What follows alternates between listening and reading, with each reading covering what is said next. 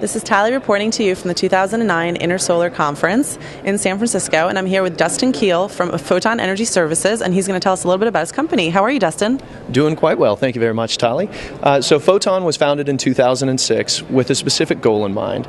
Our objective was to bring a way to the market for people to get solar without having to spend millions of dollars up front. To that end, we focus primarily on the commercial, institutional, and government sectors. So a good example right now would be the Diocese of San Jose. We approached the Diocese of San Jose a while back to talk to them about a way that they could get solar without having to spend any money up front. After a number of different conversations, we've brought in the installation team and some capital from the East Coast to actually pay for the equipment, and the diocese will now, and under a long-term PPA contract, pay for the energy that is produced by the solar equipment. It's going to be on 5 different school/parish campuses, and then a 6th site, which is actually a cemetery, kind of an interesting one. But we believe that based on the historical increases for power that we've seen in PG&E territory, the way that the customer uses electricity right now, and the time that the solar energy equipment will produce electricity, that the Diocese of San Jose will actually be able to save a significant amount of money throughout the life of the contract.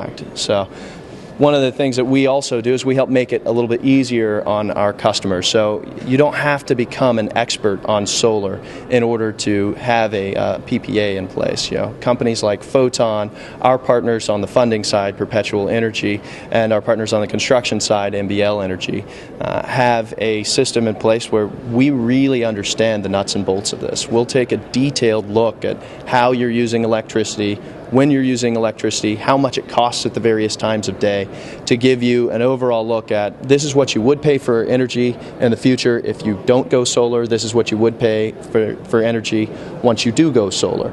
And we always try to structure it so that the amount of their solar bill plus the remaining grid bill ends up being less than they would have had to pay to PG&E or San Diego Gas and Electric, Southern Cal Edison. So, we right now are very targeted on going after the public school districts because there's a lot of pressure in the public school district space to go green, but there's not a lot of capital there.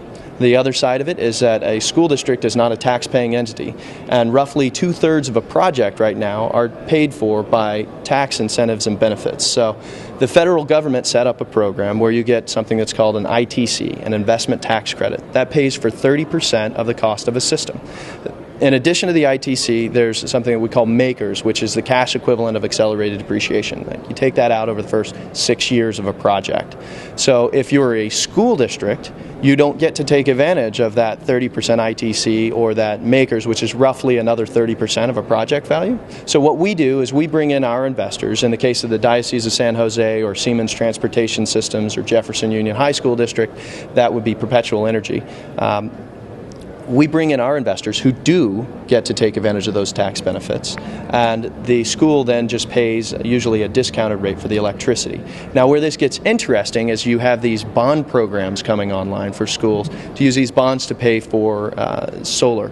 If they use a bond to pay for solar equipment, they still don't get to take advantage of the tax incentives. However, if they use the bond to prepay their electricity under a PPA, they essentially get to take advantage of the tax credits indirectly through our investors, and then they also can eliminate the electric bills that they've prepaid from their operating budgets, which might free up some extra room to pay teachers. And right now, as we all know, that's a very important issue. We'll try to structure these projects so that they will end up saving money right out of the gate on their electric bills.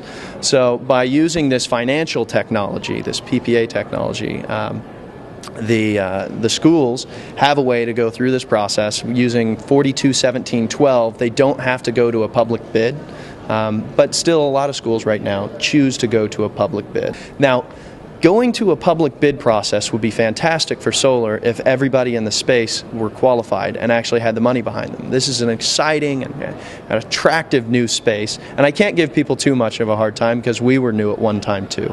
But unfortunately, there are a lot of new companies that enter the space that don't already have capital lined up behind them. So they'll promise terms on a project, really low escalators, like 3% escalator and 14 cents a kilowatt hour. You see these prices out there, you really should be concerned. concerned, because that means they probably don't have the money behind them. And in a lot of cases, what we see is that those deals, the school district will go down the line with those companies and find out at the end of the day that they didn't actually have the money behind it. There's always a clause in that PPA that says if we don't have the money, then we get to back out.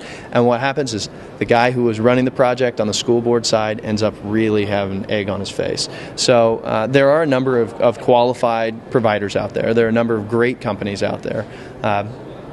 And we would just encourage, that if you're not going to do if you're going to do an RFP, make sure you do an RFQ first. Get qualified and people to work with to make sure that you are not going to get some bids in there that will never actually pencil in the market. We've actually got a project that we're working on right now where a company had come in and the institutional bank behind them had fallen away. So they weren't able to come through on the project. We had to go in, take a look at the deal, and our financial partner, Perpetual and Photon together had to restructure the pricing on the deal so that it could go live. But now we've got it at a point where the numbers make sense, and that school district is going to be able to save money on their energy still, and actually have the solar system come into play. So if I was to, let's say, do a system through you guys, what would be my cost savings over a traditional, power company? It largely depends on your electric bills. I mean, in some cases you may save 10 to 12%. In other cases you may save 1 to 5%. It really varies based on how and when you use electricity. But over the lifetime of a PPA with a school district is probably going to save millions of dollars.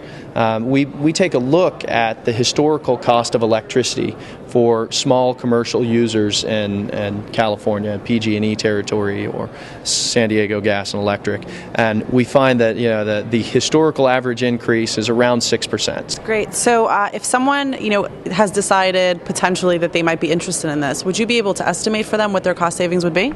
Yes.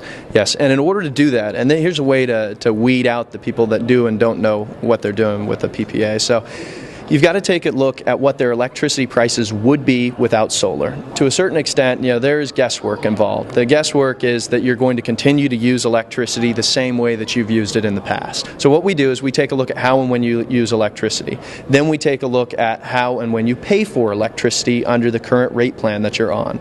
Then we take a look at if we put solar on your building, how much do we put on there? How much electricity will it produce and at what time? And then how much electricity is left over and at what time from the grid. So in order to really get at an accurate projection of savings, you've got to take a look at, okay, this is what your PPA bills are going to be for the solar energy, and this is what your remaining bills are going to be from the power company, from PG&E up in this area. And you put those two together, and then you also run a simulation on, hey, this is what your bills would have been if you would have just stayed with PG&E and you didn't have any solar.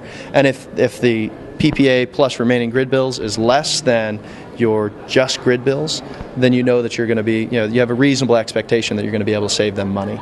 Unfortunately, the time is ticking on the state incentives, and the time is now to sign up for them, because you lose these state incentives as we've watched the PBIs drop in PG&E territory from 26 cents, 22 cents, now they're at 15 cents. Soon they're going to drop below into the single digits, right?